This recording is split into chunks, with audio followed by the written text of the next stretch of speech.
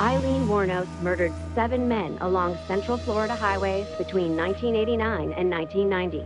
Attorneys and activists claim Wuornos is mentally ill, too unstable to face the death penalty. By 2002, 12 years after the murder of her first victim, Richard Mallory, Aileen Wuornos' mental state is shattered, and she volunteers herself for execution.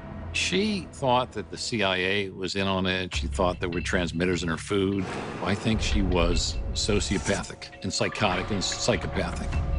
I wrote a letter to the Florida Supreme Court and outlined my observations of Aileen Wuornos.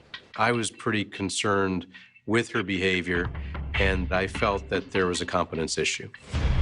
On September 23, 2002, Governor Jeb Bush grants a stay of execution until Aileen Wuornos' mental health can be properly evaluated. Jeb Bush was up for re-election in Florida. And Florida at the time was a pro-death penalty state. And so Governor Bush was under intense pressure to sign her death warrant. When you have a lot of attention, there's pressure to at least be perceived to be doing the right thing. And people were paying attention. People were looking at this case. So could politically you let that execution go forward without some review of her mental state? Probably not.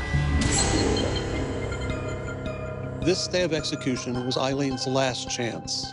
If she didn't pass the state psychiatric exam, she could not be executed.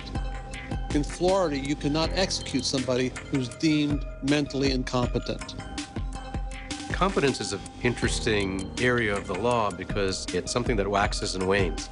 So when the doctors go in to evaluate, they basically take a snapshot of what they see at the time of the evaluation.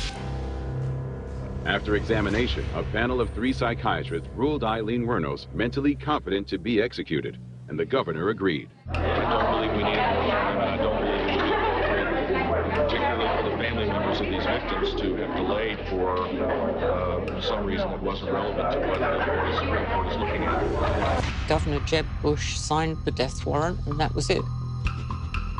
Had she wanted to continue to plead her case or to fight, she could have done. She wanted to get right with God. I think she believed she was going to a better place.